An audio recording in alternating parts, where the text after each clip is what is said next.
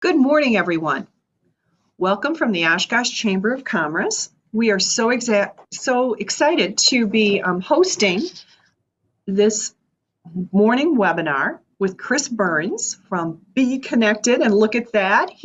We've got everything out there letting us know what this webinar is going to be about: social media in a post in a COVID-19 world, focusing on the power of video and original content. As a reminder to those that are joining us this morning, all of our webinars are recorded at the Chamber. So if you would like to watch us at another time or would like to share it with others, it will be available to you. The other thing would be is that if you would like to, during the time that Chris is speaking, if you would like to ask him any questions, the chat function will be open. And both Chris and myself will be monitoring it. And so with that, I am going to just mute and take my picture off this screen so that everybody is just focusing on Chris. And I wish you a great day. And Chris, I'll join you a little bit later then in the presentation for a couple more announcements. All right. Well, good morning, everyone.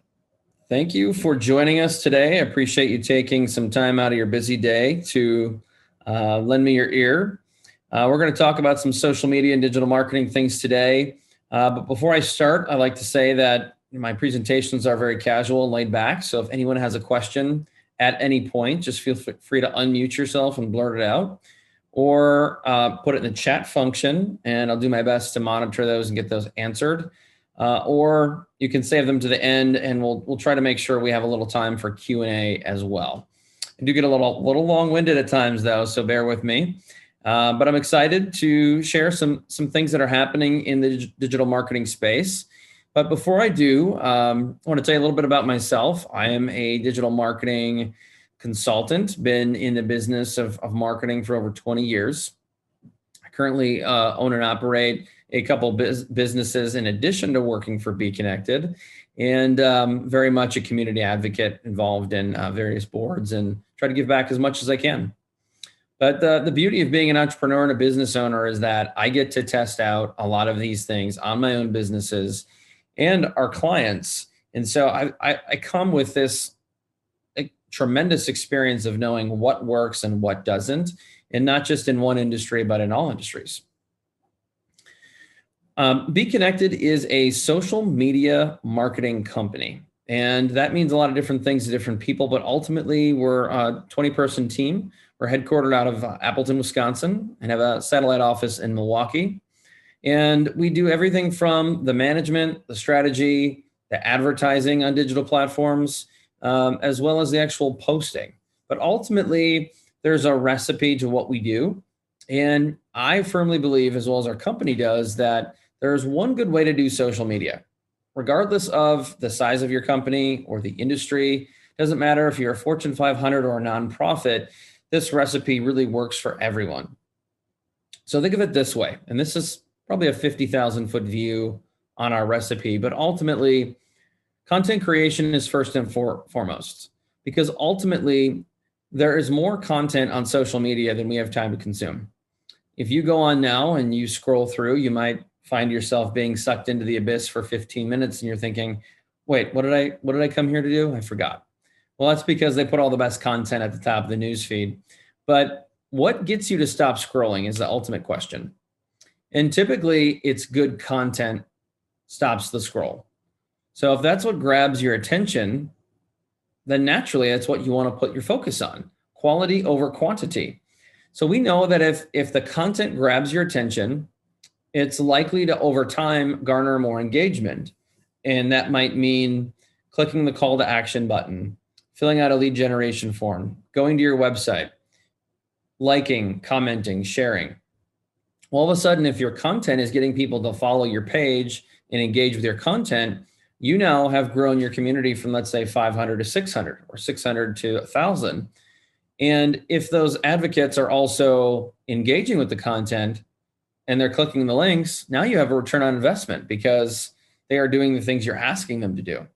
And there's a trackable and also non-trackable return on investment from the value you're getting through social media. And so ultimately, content leads to the community building. The community building leads to ties to ROI. Now, there are a lot of other factors that go in between and within those three bubbles, but ultimately, that is a recipe for success on any given platform. And we're going to talk a little bit more about how you get to that end result, because that's obviously what's most important to all of us. At Be Connected, we have three divisions of our company. We have Cultivate, Thrive, and Capture. And just the simple understanding of this would be if a client wanted to run ad campaigns, we have a team dedicated to ad buying and ad placement and content who can help them take a boosted post and turn it into a lead generation post that really generates return on investment. Much more sophisticated version of boosting. Then we have Thrive, which is our bread and butter service. That is our social media management. And then we have Capture, which is geared for our one-off projects. So photos, videos, drone footage, live streaming events, things like that. And that's Be Connected in a nutshell. My obligatory pitch on Be Connected. Okay, so when I give these workshops and presentations, a lot of people ask, Chris, what's changed and what's new in social? And truth is, there's a lot that's changed. There's a lot that's changed just this year, within the first 3 months, as compared to what happened at the start of COVID. But ultimately, some really important things that I think everybody should know. One is that with social distancing still in place, social media messaging apps like Messenger on Facebook saw an increase of 20 to 50%. Now, that may be a high number for most of you. I'm surprised personally it's not higher, given that many people were out of work or working less or laid off. People spent more time on their phone, which is ultimately the most powerful device in the world. Facebook in particular reported a 50% increase in the month of March as compared to pre-pandemic. We also learned that some of the best times to post were 11 a.m. and 1 p.m. I wasn't totally surprised by that, because when you think about how you spend your day, especially if you're working from home like I am, people tend to sit down at their desk, they hammer out a couple hours of work, and then take a little mid-morning break to get a snack, grab some coffee refill or something like that. They're checking their phone. Also, after lunch or maybe during lunch while they're snacking and trying to get back to their Zoom webinar, they're checking their phone again, social media. And in addition to that, Monday, Wednesday, Friday being a big one during the day. Friday's a day that people tend to cut out of work early, or they tend to take the day off. So Friday mid-morning is one of those things that seems to be a great time to post if you're a business. We also saw that with the pandemic, brands saw 7.3 more engagements per post per day. Now, on a platform like Facebook, that is a lot of engagement. It's already declining. So if you're only getting 5 likes, having 7.3 more engagements is a pretty big deal on average. This is where things change. This is where I think we're going to start to talk more about the now and the future. And the big takeaway from all of this, if you're a business that is direct to consumer or has even a tangible service to sell, an easy service to sell, you should adapt to these commerce trends. What I mean by that is social commerce means that you can sell products and services right on your Facebook page and through Facebook. So in the example of ThreadBeast, which is the screenshot I put there, they are an apparel company and they've integrated a shop tab, which basically means that you say, Facebook, I have a bundle in their case of items. It's going to be men's small, medium, large. They can choose their size. They can choose their type of shipping. They enter their credit card. The transaction goes through Facebook, and within 2 days, Facebook deposits the funds in the business bank account. So it's almost like Facebook is becoming your website in a way that allows you to be an e-commerce business. Now, keep in mind, Facebook's business stock, I think it rose to just over $200 per share within the last few months. They are a multi-billion-dollar company. They're only going to continue to grow. Their number one source of revenue comes from ads. Number two source of revenue comes from commerce, which is Facebook Marketplace and Facebook Shopping. which is through your business website or your business page. This will be adapted into all or most social platforms. It's already on all social platforms. I'm not for sure if Twitter has it yet. I don't think they do. LinkedIn does not have it. And I'm not sure that Pinterest has it, but I know they're working on it. 1 in 2 people are doing more online shopping. Now, this piggybacks off of the social commerce thought in that, well, if you're doing more of it, what's going to lead us to believe that we're going to go back to the stores? We're going to do more in-store shopping if it's already been so much more online. It's not. We're only going to live more in an online world. And so I encourage the businesses who have something to sell to get that online, because you will sell. And the beauty of it is it's passive income. You can sell products while you're at home in bed at night, wake up the next day to 2 or 3 orders that you can very easily pack and ship or deliver. And that's just the beauty of living in a digital world. Live streams are gaining tons of popularity, especially during the pandemic. They were up 20%. I would venture to say that in the month of March and April last year, they were probably up 40 to 50% based on what I was seeing. We're going to talk about this a little bit later, but businesses are joining the TikTok revolution. And it's a platform that, we'll save this for later, but it is here to stay. It is a behemoth. It is going to challenge Facebook for the #1 spot atop of the social media heap. And I foresee there's a possibility that it could overtake Facebook someday. Maybe not in revenue, but in terms of users and time spent on the platform. And more importantly, which is something we're going to talk about today, brands are putting the social back in social media. And what that means is brands are being more vulnerable. They're opening up through video. They're talking about their challenges, what's happening in their world. They're talking about themselves as humans, not just their business. They're focusing less on selling and more on building relationships with their customers, which is a big part of how you build a successful business. But we tend to talk at people on our Facebook pages, not with them. We want to sell, sell, sell. And that trend is changing back to where it's supposed to be. We're putting the social back in social media. Okay, let's transition a little bit. And I've got a philosophical question that I like to ask people, which is, what year is it? And this is an open-ended question. It's rhetorical in many ways. And then I want you to think about that for a second, is what year is it with your marketing? And I'll give you just a couple seconds to think about that.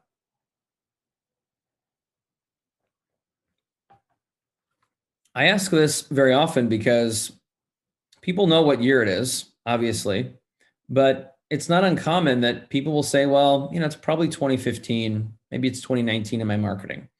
And I'll ask people, what do you mean by that? And they say, well, I haven't fully adapted to social. We have social, but we just don't use it like we should. We're not advertising. We're not doing a lot of the things you tell us. And a lot of times, small businesses are spending their ad dollars based on how they consume media. So if you're still using billboards and print, like radio and local newspaper, local magazines, radio, things that are really untrackable, how do you know the effectiveness of those marketing vehicles? And in many cases, unless you have a separate phone number or landing page for each one of those forms of marketing, it's really hard to gauge the effectiveness. And if you don't know how effective something is, should you be doing it? How do you know? But the beauty of digital marketing is that you know the effectiveness of that. You can measure everything you do because you get data and analytics. And so I like to get people thinking of, am I really marketing and using my ad budget like it's 2021, or is it, in some cases, 1999? So let's talk about that.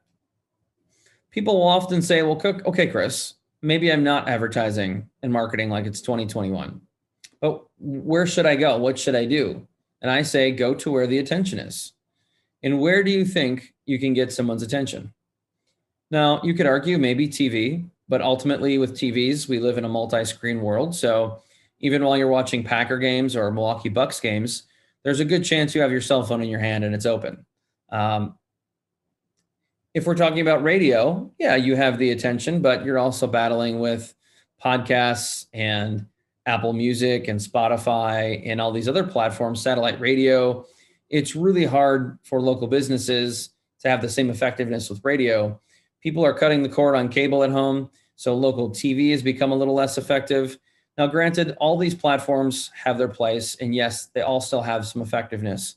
But if you really want to go to where the attention is, it's on these social media platforms through the cell phone, sometimes through a desktop, but ultimately search traffic online is 80% mobile.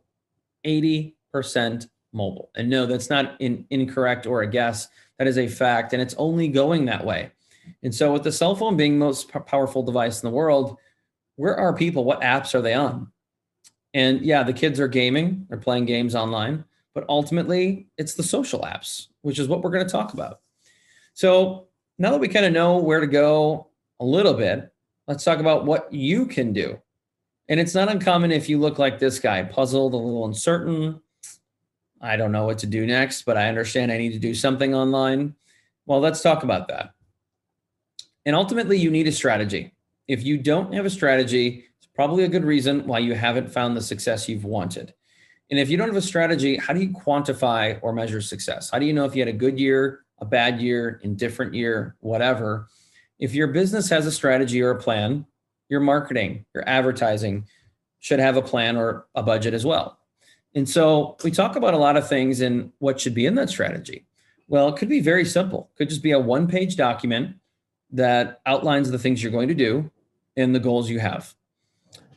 Ultimately, there are a lot of different tactics in that strategy. We're going to talk about the most important ones, which is website management. It's your address. It's where people go to learn about your business. It is very important that that is up to date, updated at least once a year at minimum, because if you have a salon, a spa, a restaurant, a place where people go more than once a year, they're expecting to see fresh content. And if they don't, there's a good chance they'll look at your competitor's site. In fact, I can guarantee they will also look at your competitor's site. Content strategy. Content strategy is very simple. You don't need a plan or a document for this, but a content strategy is understanding that there are different types of content. There are photos, there are videos, there are text-only posts, there are lives, there are podcasts, there are blog posts, there are link posts, there are all kinds of things. But to interact with an audience, which is made up of various types of people, not all people like me. Some people like to read. Some people like to watch videos. Some people like to listen. Some people like to look at photos and things. And so you need different content to attract different types of people. All audiences will respond differently. And so if you're always hitting people with different pieces of content, there's a good chance you'll eventually grab their attention. Search engine optimization is not something I expect many people on this workshop to understand, but it stands for SEO, which is the process of how you optimize your site to perform so that it ranks higher on Google. So SEO would be something you do to your site to make it faster, more mobile friendly. Make sure that things are properly tagged so that Google understands what your website is about. And there are thousands of factors that go into the optimization algorithm. All of them are very important, but ultimately, this is something you'd probably want to pay a professional for because it is complicated and it's above and beyond what a lot of even average marketers are capable of doing. But it is important because if you rank higher for something, you get more traffic, you're likely to get more business. Email marketing is something that I like to talk about. It is still very effective regardless of what you read. And because it's a free tool in many cases, up to a certain number of lists that you have, platforms like MailChimp and Constant Contact, if you send an email once a month, are a great way to connect with your users and your followers. But remember too, is that less than 50% of your followers on social also subscribe to your email. So it's in many cases a slightly different audience. And so what you're posting on social, you could take, put into your email, send it out once a month. It can be very effective and also less time consuming than what you'd normally invest in. And so just a good opportunity. A social media audit is something I talk about a lot because if you're going to truly invest more time in social, you have to know what's worked in the past and what didn't. So you can do a scroll test, go through your last 20 posts or 30 posts and look at trends. What got the most engagement? What didn't? What were the best days to post, the best times to post? What led to more website clicks? And again, if you're going to make a strategy, you got to know the data. So you have to do an audit. Social media management is managing your page, but make sure you're doing it consistently over time, because if you don't have that consistency, you're going to have these peaks and valleys where you post a lot for a month or two, and then you take a couple weeks off, and then there's just question marks of, are they open? What are they doing? How come they're not posting? And then we're going to get into the last and most important part of the equation, maybe not the most important, but one of, is advertising. On Facebook particularly, organic reach is declining. And that means that if you post something, maybe 20%, probably more like 12% of your followers are even going to see your content. And you can tell that because engagement rates have gone down. And engagement rates are going down because Facebook's showing your content to fewer people. That is because they are a billion-dollar company. They want you to advertise. So they suppress businesses in efforts to get them to advertise. And that's a pay-to-play game, unfortunately, but it's still a very great platform. It's an awesome platform to be on, and you should be leveraging it both for organic posts and for paid marketing posts.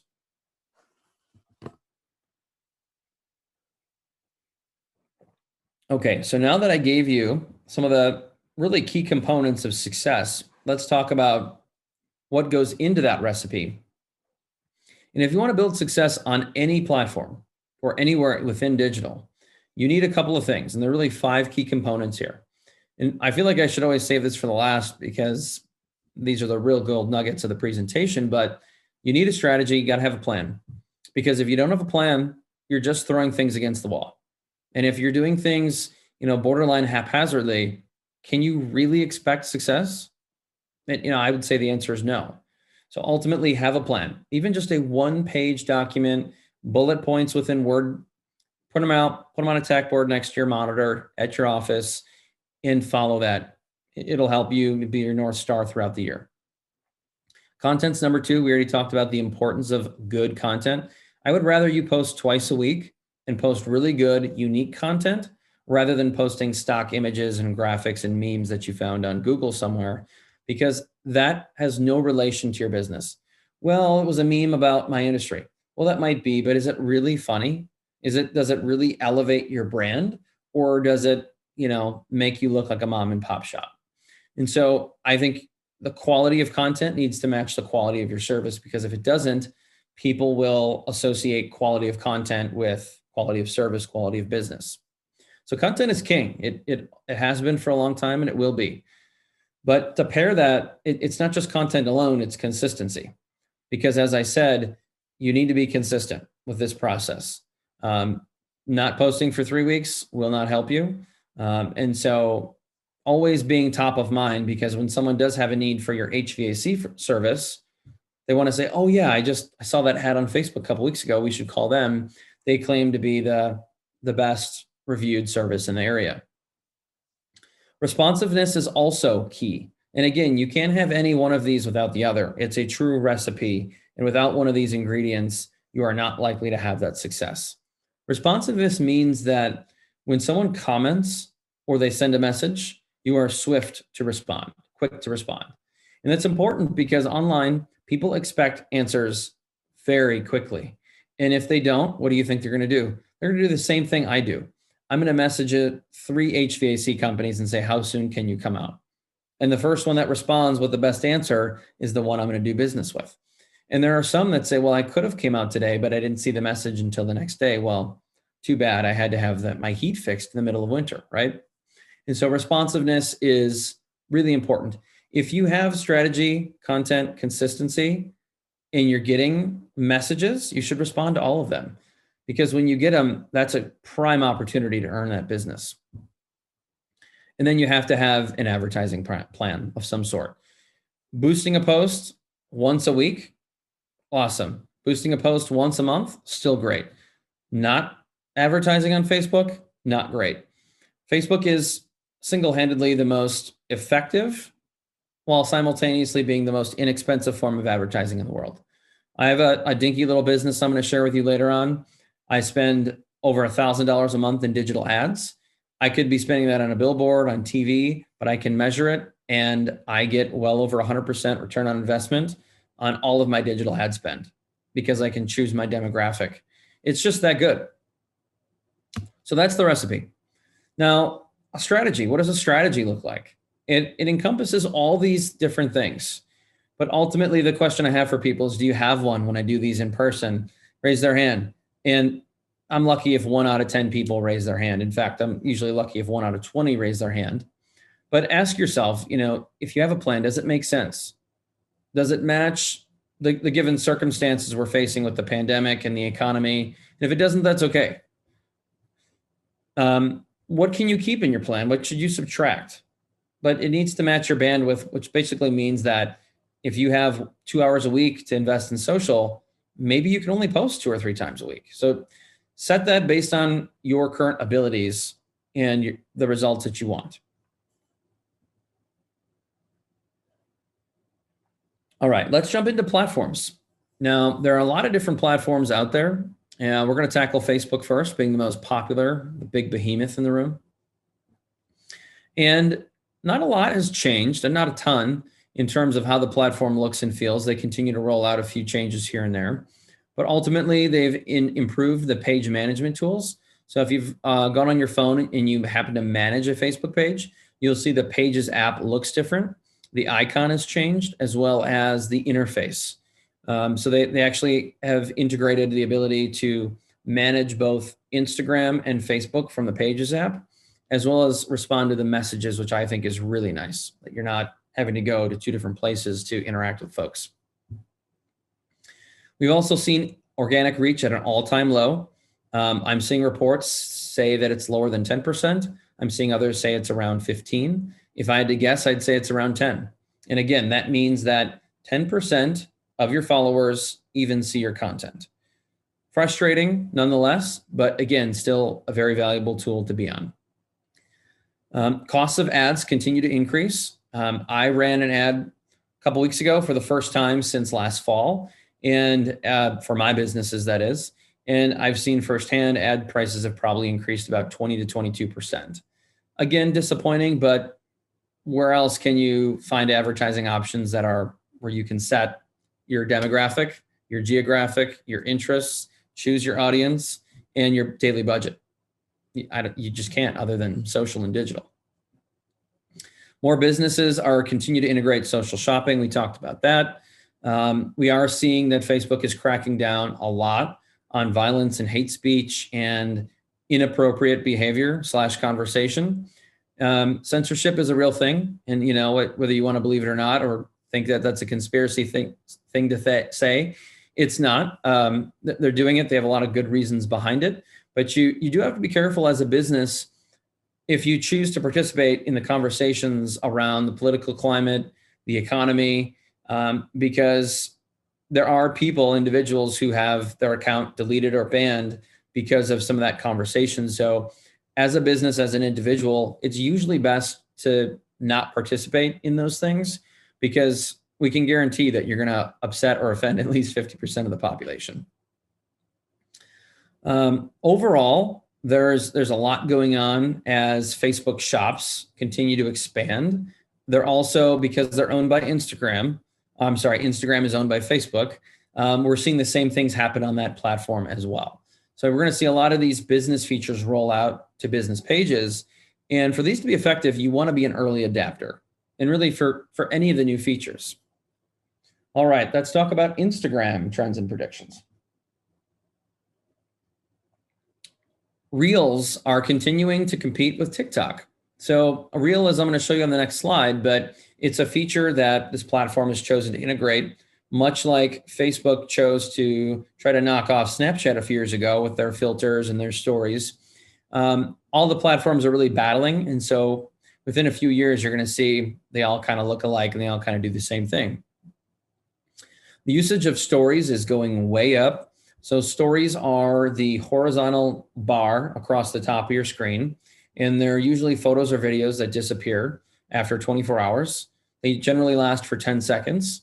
And the beauty of stories is that there are fewer businesses using them. So it gives you another news feed, so to speak, to stand out. And because they're so underutilized, I highly suggest businesses use stories feature.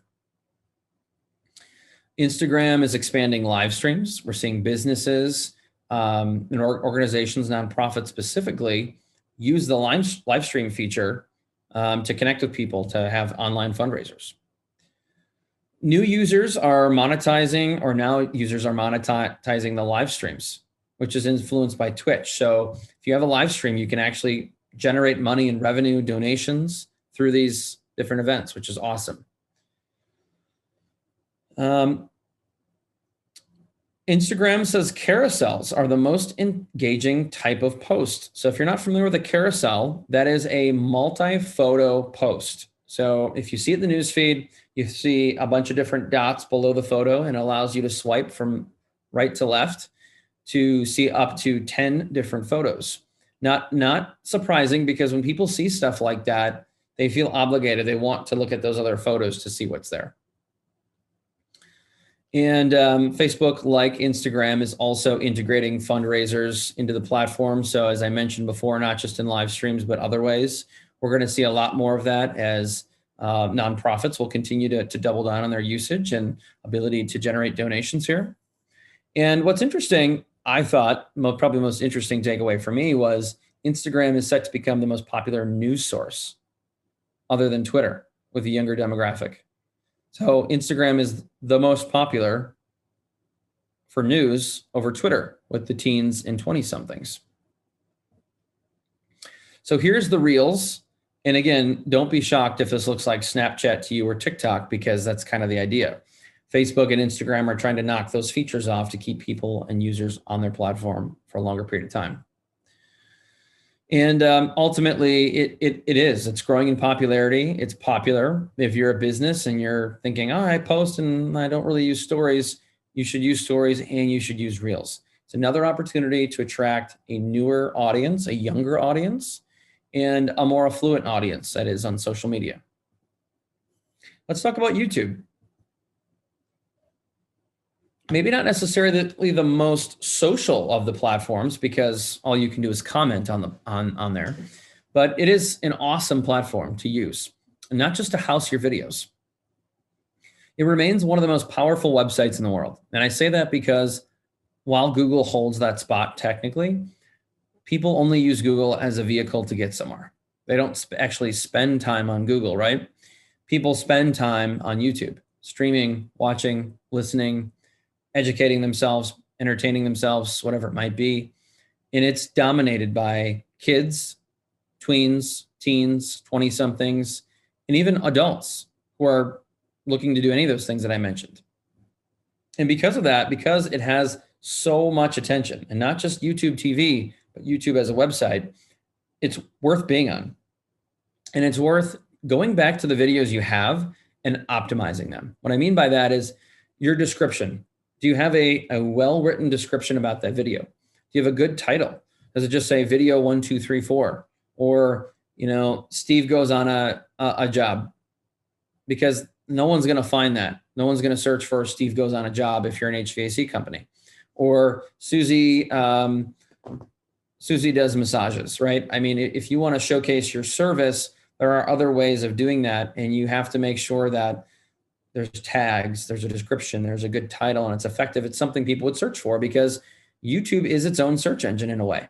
And oh, by the way, the videos are indexed in Google and they show up in Google searches. So there's a good chance people could find your YouTube videos in a Google search. So it's worth going back and spending that time to optimize all your videos. Oh, YouTube has launched Shorts, again, another platform adapting a feature to compete with TikTok. You can now search for hashtag results on the platform. So again, if you're following a hashtag, that's something that's important to you, like Green Bay Packers or anything else that's a hobby of yours, follow them, and you can see all the videos that have been recently posted based on that. When it comes to advertising, I know I said Facebook is the most inexpensive while being the most affordable. This rivals that. I would say that there's something called YouTube pre-roll ads that I use, and I'm going to show you on the next slide, that I had an unbelievable result with. And the pre-roll ad is a 10-second video you have to watch before the video you intend to watch. So if you say, I want to go watch Green Bay Packer highlights, you have to watch a commercial before that. And that's a pre-roll ad. And that to me is one of the best forms of advertising in the world next to Facebook ads. In 2020, this is interesting. They found that longer videos were stronger in performance in terms of search. The shortest of the top 10 videos was almost 8 minutes, and the longest was just over 41 minutes. So this goes to show that long format video is more effective on YouTube. Short format video, like in the 30-second range, is way better on social. Funny how that changes from platform to platform. And oh, by the way, as I mentioned about commerce, you're going to be able to purchase products in 2021 on YouTube. So again, if you're an e-commerce business or you're a retail business, find a way to integrate commerce into your social. This is an example of pre-roll ads. And this is my business, the Social Station, that operates in downtown Appleton. I have just shy of 10 videos on YouTube. And I ran a campaign that I think I had for roughly a month or less. And I said, hey, YouTube, here's the demographic. I want people within this 45-mile radius. I want these particular interests and behaviors. I want this age group. And I ran the ad with a budget. And what YouTube came back with was 213 impressions and 40,000 views. Now, what's funny is if you look in the bottom right, I spent $186. And for that much, I got 40,000 views. I think that's a ton of views. And I think it's quality views because I chose the demographic. I chose who I wanted the ad to be served to. And 18%, almost 19% of them watched the entirety of the video, which is a 60-second video. That's the view rate. Now, more importantly, if you look at the average CPV, that's average cost per view. On average, I paid Facebook less than 1 cent per view. Now, where in the world can you get that kind of advertising? I mean, does anyone have an idea of where you can get that in a measurable form? I don't know personally, because that's just, to me, that's just insane. So, and I did misspoke. The video is 24 seconds, not 60 seconds, but still that many people watch the entirety of the video. And what you don't see is the actual click-through rate here, but I was able to generate enough business. I wanted to say something like 25 transactions from this ad, which equates to well over 1,000% return on investment. So this is something that I started doing in 2018, and I've never looked back. It is an unbelievable form of advertising for my business. And if you are a local service provider, B2B or B2C, this is a great opportunity to advertise, in my opinion. Let's talk about Snapchat.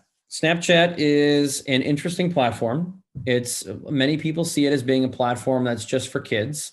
But what's happened with Snapchat, just like what's happening with TikTok and all the other platforms before it, is kids go to it. Kids like teens and 20-somethings. And then what happens is mom and dad, who are my age, 40s, say, I want to see what my kids are up to. I want to keep tabs on them. I want to connect with them. So what do? You download the platform and you connect with your kids. And then you connect with your friends because they're connecting with their kids. And then, oh, by the way, grandma and grandpa get on the platform because they want to know what their kids are up to. So that's kind of how it works. We've seen that, yes, it's a younger demographic. 90% are 13 to 24-year-old. 75% are 13 to 34.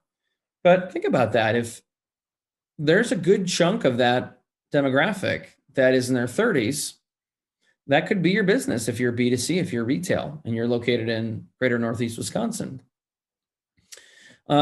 It's garnering a lot of attention, though. 249 million daily active users in Q3 of 2020. That's a lot of people.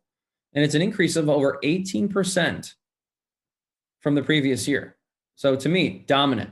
And people are checking it 30 times a day. Now, granted, that's the kids. And the adults don't quite do that. But it is a big platform. If you're a business, we're not going to spend a ton of time on this, but it's worth advertising on because you can through geofencing or geolocation, you can set an ad up to the street, the block, the radius, the event that you want it to show up on. And so it's an interesting platform, maybe not as much for small businesses who are local, but from an advertising platform, it's worth exploring, I think, in my opinion. It's also very inexpensive. So takeaways are, know your audience. If you have a younger audience, this could be one. If you're a trampoline park, certainly. But if you're a bakery, probably not. If you're going to invest in more video content and you're comfortable doing video, this could be a good platform for you.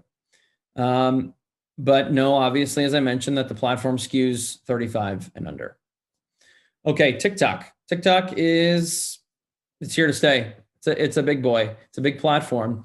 And I think businesses are really underestimating the power of the platform. I said YouTube is the number one website in the world. TikTok is an app, not a website, but it beats YouTube in time spent per user, which should really resonate with a lot of people. You should just let that sink in for a second. It's heavily dominated by 18 to 34-year-olds. So again, like Snapchat, your audience may not be there, but again, it's still worth exploring because that is changing. Average users are spending 52 minutes per day on the platform. Again, a lot of that is kids. And the app has 1.5 billion users. That is a lot of people. Anywhere from dentists to cops, teachers, parents, grandparents. It's expanding, as I mentioned, and as you'd assume it would over time. It was downloaded more than Instagram last year, which, by the way, is the number 2 social media platform in the world. So things are changing. TikTok is shaking up the social media industry, and don't expect that to go back to the way it was. Businesses are seeing big success. There's a cell phone case company called Wonderlust, sells $20 phone cases, sold over 300 in 3 days. That's $6,000 in 3 days from a cold audience. Brands like Walmart, Chipotle, NBA, Sephora, Hewlett Packard, and others, Washington Post. There are news outlets that are using the platform to connect with a younger audience. Because remember, this audience who's in their 20s and teens, they're going to grow, they're going to get older, and they're going to continue to use the platform, just like I did 20 years ago when I downloaded Facebook for the first time. I'm still using it. Twitter, I'm going to skip over this one just due to lack of time. But ultimately, this is a platform that is not going to be super effective for small businesses. Unless you're in gaming, entertainment, news, politics, it's just not a platform we've seen that's been very successful for small businesses. They have rolled out some really nice new features, but ultimately it's a good platform, but it's a little stagnant in terms of growth and user base. And if you're looking at where to go, where to be, don't invest time in a platform that's not going to generate return on investment or results. That's my take. LinkedIn is, I would say, my favorite platform by a long shot. It is a B2B platform, but also know that it's not the LinkedIn it was 20 years ago. It's not just for recruiting and finding jobs. LinkedIn continues to look and feel more like Facebook because it's owned by Microsoft. Last year, content creation was up 60%, which again, shouldn't be surprising with the pandemic. Because of that, engagement was up over 36%. And if you notice the trend, anything like I did, any company posts and personal posts were 1 in 4 were COVID related or working from home, which is, again, not surprising. They're rolling out a lot of new features like stories and polls, voting. And I think that, again, super underutilized. If you use LinkedIn, use these features. If you don't use LinkedIn, use it and use these features. You can now host virtual events. So much like the other platforms, they're going to the ability to allow you to host these events. And last year, digital marketer was the number 1 in-demand job on LinkedIn. Not super surprising with the COVID trends and everything happening in the world today. People need to advertise and market more. They're also rolling out some features for people who are looking to hire. So if you work in HR and you're looking to onboard some folks or interview some people, they have this, basically it's like Zoom built right into the platform where you can not only take applications, but then you can interview them without having to use a different tool. So super cool, awesome platform. Why I love it is this: organic reach is nearly 100%. What that means is that if you post something now, nearly 100% of the people you follow will see it. If you have a company that has 10 employees and all 10 share that post, you've just then 10x'd 100% reach, which again, no platform can say that.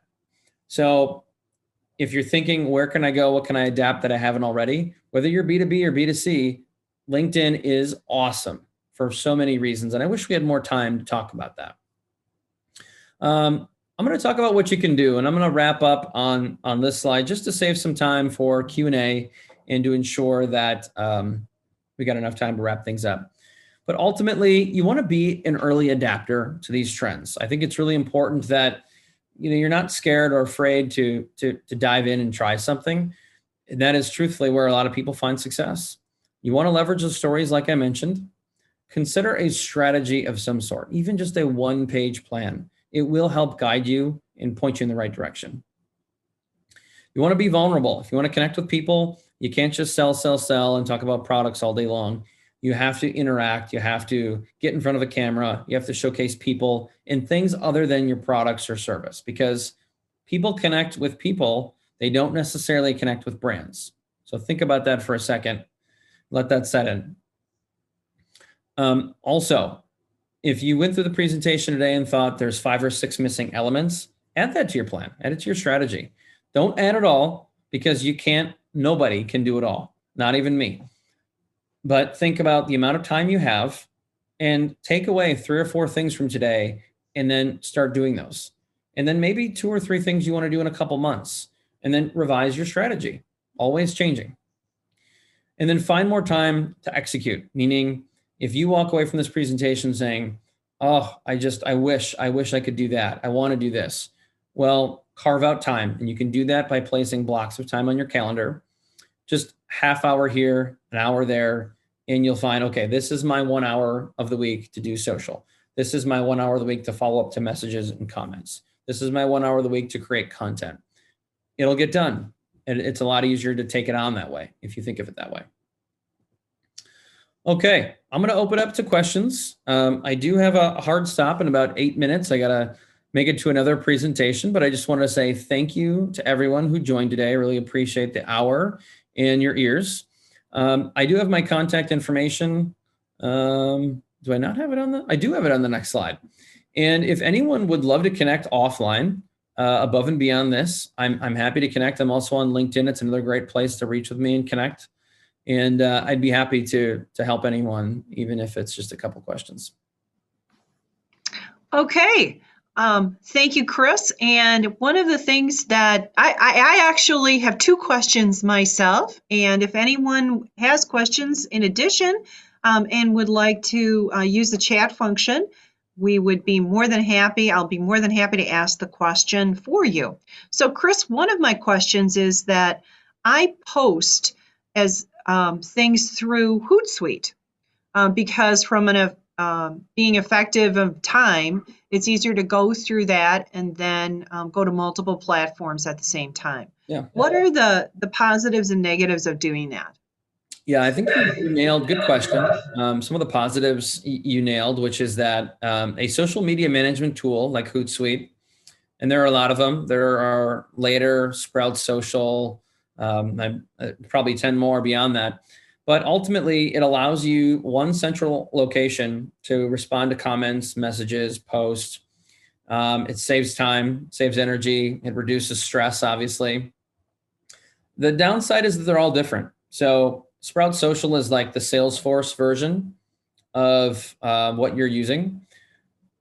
Downside is, and this is argued, but sometimes when you post through Hootsuite, you get a code or a link. It says OWLY, like owly. Many people believe that when you post through a management system like that, Facebook sees it and they suppress the content. Again, I don't have any data that supports that, but it looks like it takes you to a third-party site. Also, when you post from one unique platform, the downside is that the file size, the image, appears different on every platform. So LinkedIn is more of a rectangle. Instagram is a perfect square. Facebook is somewhere in between. Twitter is different. I mean, literally every platform, the image size renders differently. So what I see very often is people who use that, they post, and on LinkedIn, heads are cut off, a photo. That doesn't look very good. And it can lower the brand image of a company if they're always posting photos that are pixelated, stretched, or images are cut off. I would say that there's a lot of pros and cons, but you have to basically say, am I okay with that? And is it the end of the world? No, it's not a big deal. But if it's important for an organization to post several times a day, save time and get that done, then it works. There are better versions of Hootsuite. Hootsuite is probably one of the best free tools. They do also have a couple of paid versions that are better. But I think that's a decision everybody kind of needs to make. And I do think the pros outweigh the cons. But does it take that much more time to go to each platform and post? I would say, maybe just a couple minutes. Okay. A question from the chat is, my customer demographic is typically 30 to 60-year-olds. A lot of farming, construction, and landscaping customers. Which platforms or tips would you recommend? Great question. I think that's an easy one for me. I think that the demographic, and I don't consider 30 plus or even 40 plus older, but if you compare it to the other platforms of Snapchat and TikTok, it is an older demographic. And I would say Facebook is the easy one for sure. I think that if you're posting to your business page, your personal page, or even you're getting integrated into Facebook groups are very popular. They're very active right now. And there's literally a group for everything. I kid you not. We've done a lot of time and investigation. It's a great place to make connections. It also potentially be a great place for the chamber to interact and have conversation with members as well. But to stick to the point here, Facebook's great there. I would consider just taking a look at Twitter. I don't think there's going to be much value there, but there could. And then LinkedIn. I really, truly believe that LinkedIn is great. For the more affluent user, usually LinkedIn is comprised of people who are college educated, they're business owner, manager, executive level. They make 75% of the users make $75,000 or more. So I think if you can focus in on those two platforms specifically, you'll find success. Another question would be, and this is from me, when I'm doing my posts, I usually group it, and this is from an efficiency standpoint, so that we do a lot of webinars right now. So I am posting, I sit down and may spend an hour putting all of the posts out on the upcoming webinars that we're having. Does it matter that they're all coming in at one time, or should I be sharing that, even within Hootsuite, I can schedule my posts for different times? Mm-hmm. What's your strategy on that? Yeah, I think you want to post sporadically. So maybe I shouldn't say sporadically, but you want to stretch it out. So if you know that you've got 10 webinars coming out and you want to just post them all right now, I would say it's better to, especially if they're anywhere from next month to June, I would stretch it out so that you could post one a day for the next 10 days if you have 10 webinars, or post 2 a day and slowly trickle it out. But posting 10 times in an hour, usually what happens is Facebook sees that as a spammy tactic, and they kind of, what we call it, cannibalize the post, meaning they don't show it to anybody. So you need to be more thoughtful on how you're going to post a couple times a day throughout the day. And so schedule them. Yeah. And from a workflow standpoint, I do it all at the same time, but I'd schedule them out. Yeah. Okay. I would say it's perfectly fine too, to come back a week from now and schedule the same post reoccurring, because not everyone's going to see the same thing. That is a great point. Thank you very much. Yeah. Thank you very much. All right. I do have to go. I have a hard stop because I have another presentation here in a few minutes, but thank you very much. And again, my contact information is there. I'll share the slides. And if anyone wants to reach out, I'm an open book. Thank you. Thank you very much. And everybody have a great day. Bye-bye. Bye.